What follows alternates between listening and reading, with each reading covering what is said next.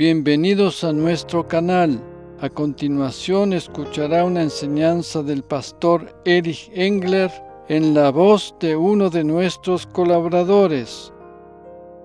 Un corazón para la casa de Dios, parte 2. En nuestra enseñanza anterior habíamos considerado la historia de Jacob, cuando tuvo un encuentro con Dios y denominó aquel lugar como Betel o casa de Dios. Ver en Génesis capítulo 28, versículo del 10 al 22. Todo lo que sucedió en aquel encuentro tenía un significado profético y un simbolismo muy particular para nosotros los creyentes hoy.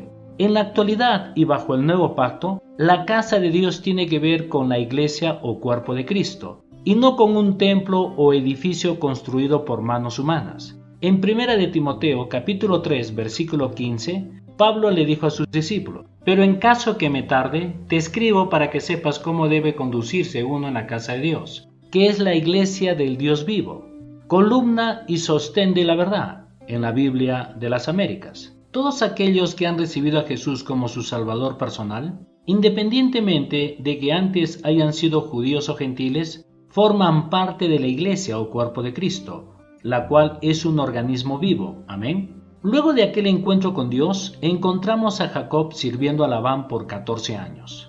Labán era tío de Jacob, pues era el hermano de su madre Rebeca. Al mismo tiempo, pasó a ser su suegro porque Jacob estaba casado con sus hijas, Raquel y Lea.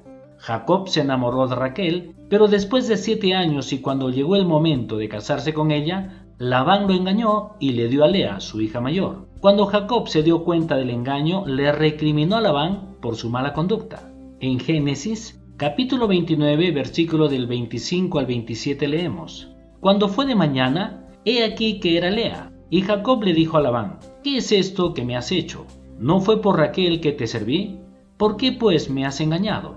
Y Labán respondió: no es costumbre en nuestro lugar dar a la menor antes que a la mayor. Cumple la semana nupcial de esta, y te daremos también la otra por el servicio que habrás de redimirme aún otros 7 años, en la versión Biblia de las Américas. En aquel tiempo era posible tener más de una esposa. Esto no es así en el Nuevo Testamento. En los versículos 28 al 30 del mismo capítulo leemos: así lo hizo Jacob y cumplió la semana de ella, y él le dio a su hija Raquel por mujer, y Labán dio a su sierva Bila a su hija Raquel como sierva. Y Jacob se llegó también a Raquel y amó más a Raquel que a Lea, y sirvió a Labán durante otros 7 años. Biblia de las Américas. Después de haber pasado aquel tiempo, Jacob queda libre del compromiso acordado con Labán. En Génesis capítulo 30 versículo del 25 al 30 dice así: y aconteció que cuando Raquel dio a luz a José, Jacob le dijo a Labán: déjame ir a mi lugar, a mi tierra, dame mis mujeres y mis hijos, por quienes he trabajado para ti, y déjame ir. Tú conoces el trabajo que yo he realizado para ti. Labán le respondió: por favor, si he hallado gracia ante tus ojos, y añadió: señálame tu salario y yo te lo pagaré. Él respondió: tú sabes cómo he trabajado para ti y cómo ha estado tu ganado conmigo, pues poco tenías antes que yo viniera y ha crecido abundantemente. El Señor te ha bendecido con mi llegada. Ahora, ¿cuándo he de trabajar yo también por mi propia casa? En la versión Reina Valera actualizada del 2015. En ese lapso de tiempo, Labán se hizo rico a causa del favor divino que estaba sobre la vida de Jacob. Si bien Labán tenía un parentesco con Jacob, no era el descendiente directo de Abraham, quien era el que había recibido la promesa divina de bendición y con quien Dios había comenzado a formar el pueblo de Israel. Desde esa perspectiva, Labán era un gentil. Lo encontramos en Génesis capítulo 31, versículo del 20 al 24. Y Jacob engañó a Labán arameo al no informarle que huía. Huyó pues con todo lo que tenía y se levantó. Cruzó el río Éufrates y se dirigió hacia la región montañosa de Galaad.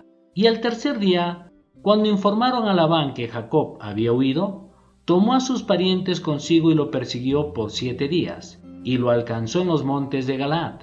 Pero Dios vino a Labán arameo en sueños durante la noche, y le dijo: guárdate que no hables a Jacob ni bien ni mal, en la versión Biblia de las Américas. Labán recibió todas esas bendiciones a causa de tener a Jacob en su casa y a su servicio. Hoy en día nosotros los creyentes fuimos hechos copartícipes de todas las bendiciones prometidas a Abraham en aquel pacto que Dios estableció con él. Abraham es nuestro padre en la fe. La promesa que Dios hizo a Abraham la encontramos en Génesis capítulo 12. Labán multiplicó sus riquezas no tanto a causa de su inteligencia, sino debido a que tenía a Jacob, el descendiente directo de Abraham, en su casa. Es decir, la bendición del pacto divino le alcanzó a causa de Jacob. Este es un cuadro simbólico de la bendición que Dios imparte a los gentiles a causa del pacto establecido con Abraham. Nosotros los creyentes, quienes pertenecemos al cuerpo de Cristo, fuimos hechos copartícipes de las bendiciones prometidas a Israel por medio de Abraham. La abundancia que experimentó Labán en aquel tiempo es un maravilloso cuadro simbólico de la manera en que la gracia divina llegó a nosotros los gentiles. Antes de que Dios se le apareciera a Jacob en Betel, él había estado huyendo de su hermano Esaú, a quien había engañado. ¿Cuál es la diferencia entre Jacob de aquella oportunidad y el que encontramos ahora 14 años más tarde? El punto de partida de este cambio radica en el voto que estableció con Dios allí en Betel. En Génesis capítulo 28, versículo del 20 al 22 leemos: Jacob también hizo voto diciendo: si Dios está conmigo y me guarda en este viaje que realizo, y si me da pan para comer y vestido para vestir, y yo vuelvo en paz a la casa de mi padre, el Señor será mi Dios. Esta piedra que he puesto como señal será una casa de Dios, y de todo lo que me des sin falta apartaré el diezmo para ti, en la versión Reina Valera actualizada del 2015. Lo interesante de todo esto es que la bendición redunda primeramente hacia Labán. Si bien Jacob es bendecido también, la mayor parte de esa bendición la recibió primeramente Labán. Cabe recordar que en ese voto que Jacob establece con Dios, promete apartar el diezmo para él. La Biblia nos habla también de las primicias, y si bien no es exactamente lo mismo que el diezmo o la décima parte de una ganancia, estas están involucradas dentro del mismo también. En este caso, Labán recibe la primera parte de las bendiciones que recaen sobre la vida de Jacob.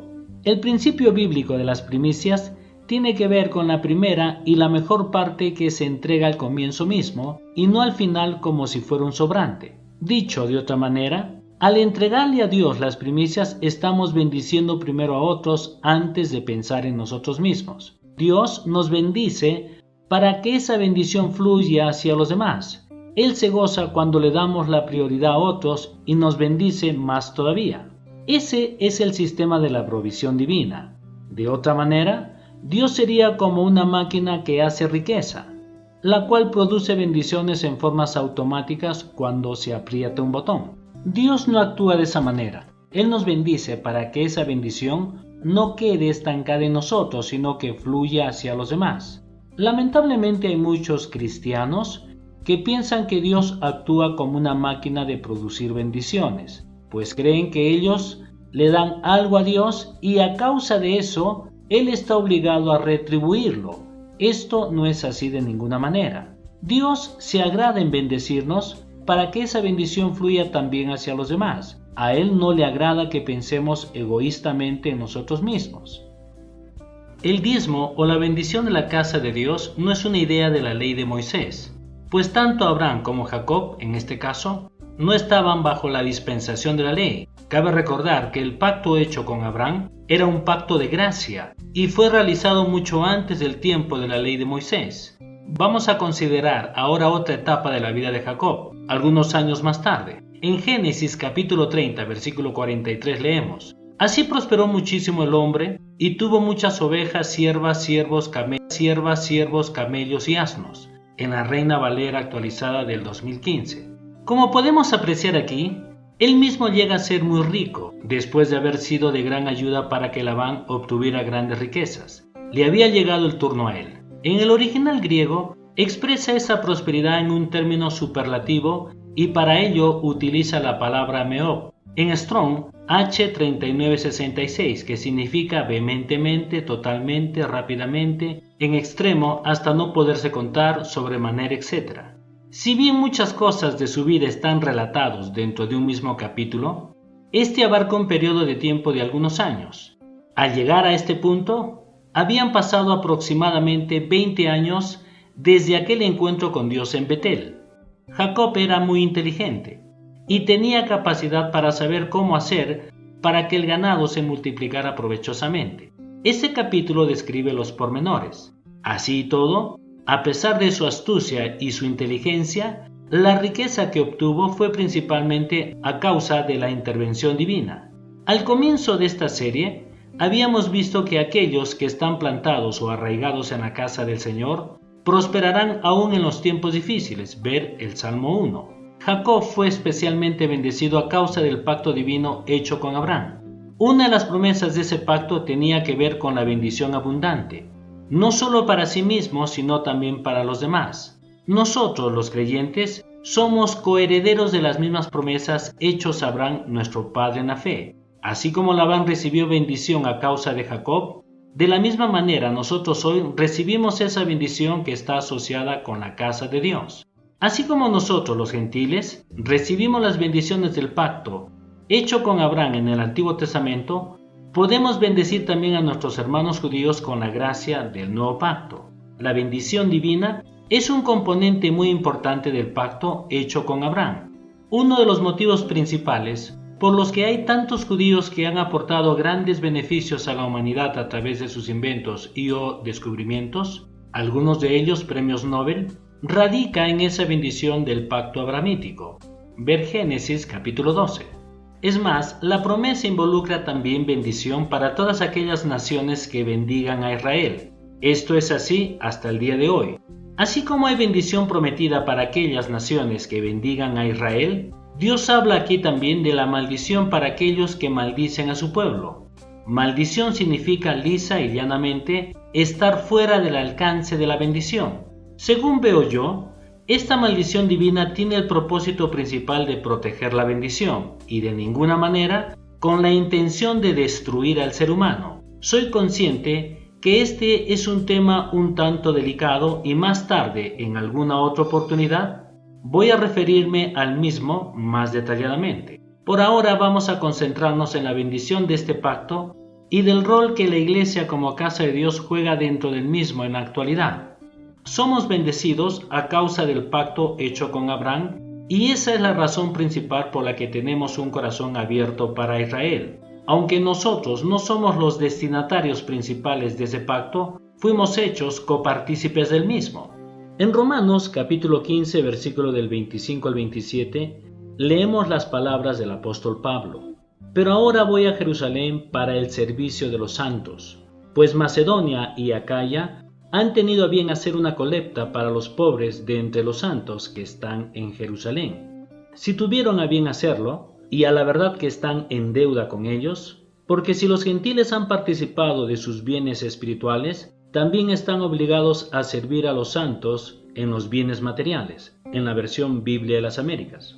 La única deuda que tenemos como gentiles, si es que podemos denominarlo de esa manera, es bendecir a Israel. Naturalmente que no estamos hablando de una deuda en sí misma, como si tuviéramos que pagar por las bendiciones, ya que Jesús pagó todo el precio por el pecado y canceló la deuda que teníamos con Dios.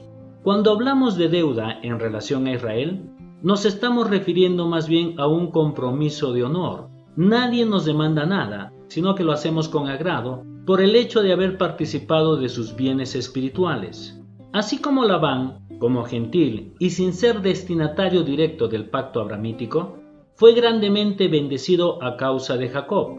Nosotros, hoy en día como iglesia, y por haber sido hechos copartícipes de las bendiciones divinas hechas a nuestro Padre en la fe, bendecimos a nuestros hermanos en Israel, en especial a los judíos mesiánicos. Este es el maravilloso sistema de la provisión divina. La provisión divina no es estática, sino que está siempre en circulación, es decir, así como entra por un lado, sigue su curso por el otro lado para bendecir a otros. Nosotros aquí, como iglesia local, entendemos que tenemos un compromiso de honor con nuestros hermanos judíos y por eso apoyamos financieramente diversos ministerios mesiánicos en Israel. El deseo de Dios es que el remanente de su pueblo tenga provisión suficiente. Todos los que hemos estado en Israel alguna vez sabemos que las iglesias mesiánicas no se pueden mantener financieramente por sí mismas. Los creyentes allí necesitan del apoyo financiero externo, en este caso de nosotros, quienes hemos sido copartícipes de sus bendiciones. Si tenemos un corazón abierto para la casa de Dios, también lo tenemos para nuestros hermanos judíos mesiánicos en Israel. En Efesios capítulo 2, versículo del 11 al 16, Pablo nos dice lo siguiente: Recordad pues que en otro tiempo vosotros los gentiles en la carne, llamados incircuncisión por la tal llamada circuncisión hecha por manos en la carne. Recordad que en ese tiempo estabais separados de Cristo, excluidos de la ciudadanía de Israel, extraños a los pactos de la promesa, sin tener esperanza y sin Dios en el mundo. Pero ahora en Cristo Jesús, vosotros, que en otro tiempo estabais lejos, habéis sido acercados por la sangre de Cristo, porque Él mismo es nuestra paz, quien de ambos pueblos hizo uno, derribando la pared intermedia de separación, aboliendo en su carne la enemistad. La ley de los mandamientos expresados en ordenanzas, para crear en sí mismo de los dos un nuevo hombre, estableciendo así la paz, y para reconciliar con Dios a los dos en un cuerpo por medio de la cruz, habiendo dado muerte en ella a la enemistad, en la versión Biblia de las Américas.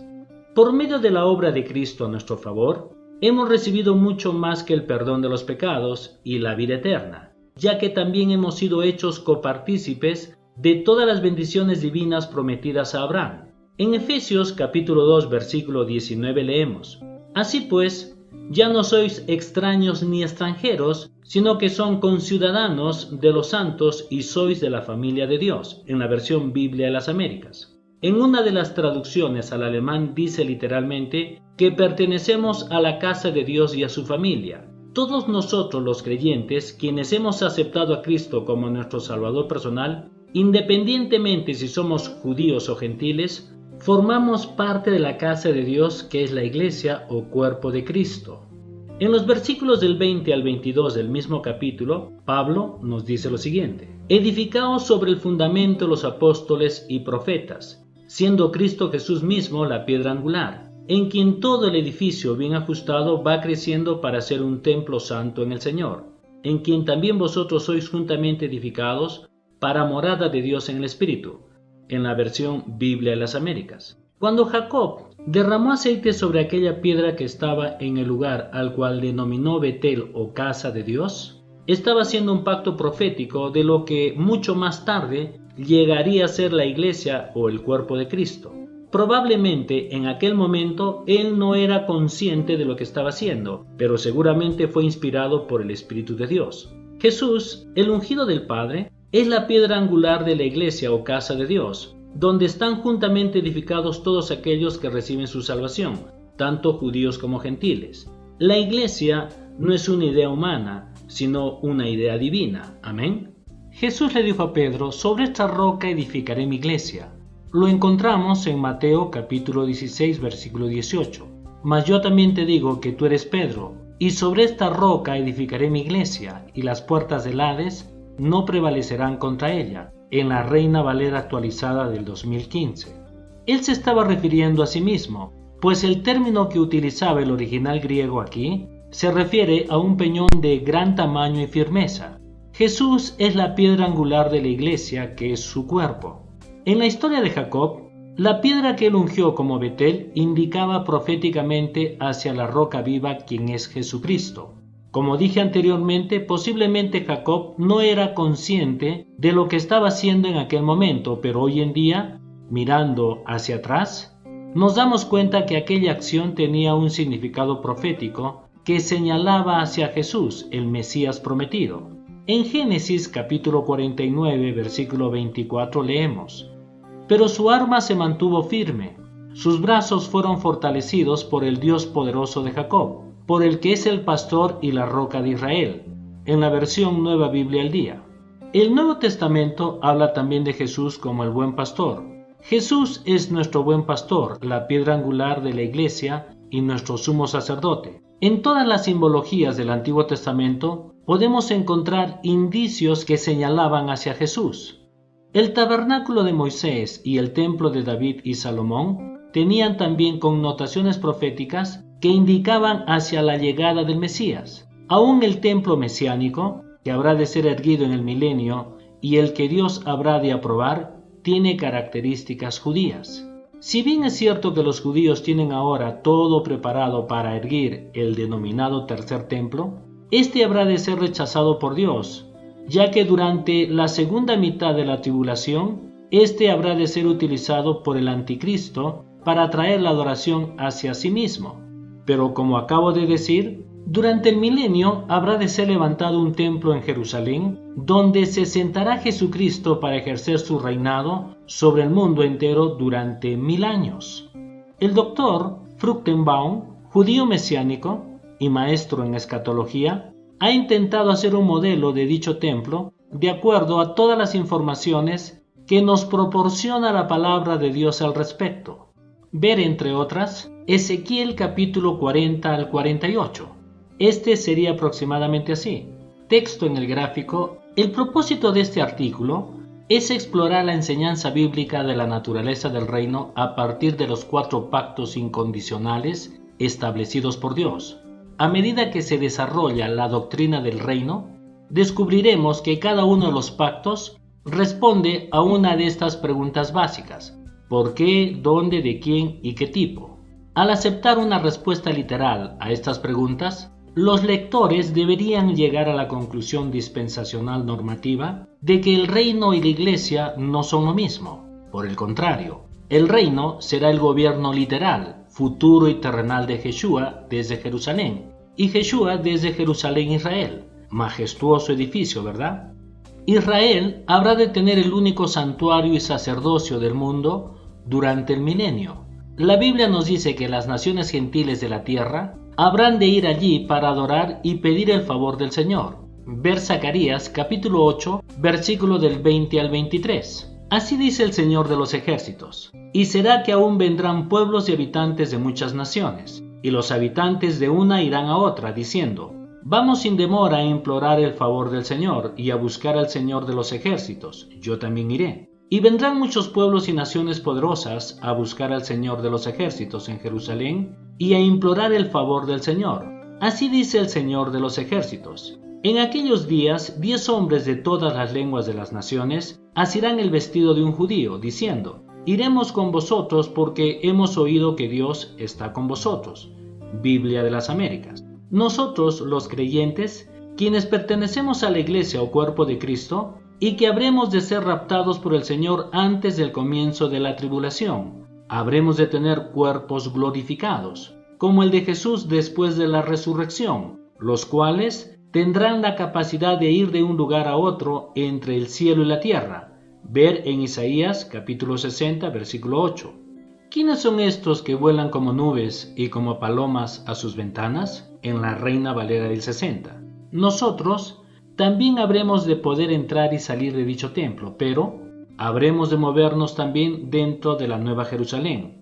El templo mesiánico del milenio habrá de ser un edificio con características judías, que habrá de ser fundamentado sobre las promesas del pacto divino establecido con Abraham, de modo que en él fueran bendecidas todas las naciones de la tierra. El templo o casa de Dios del Antiguo Testamento indica simbólicamente hacia la persona de Jesús, la piedra angular y roca firme del Nuevo Testamento, sobre la cual está fundada su iglesia, la cual es su cuerpo. Amén. Si usted ha recibido en alguna manera bendición por medio de esta enseñanza, le animamos a ingresar aquí su comentario o escribirnos a ministerio@iglesiadelinternet.com. Nos agradaría saber de usted. Muchas gracias. Hasta el próximo encuentro.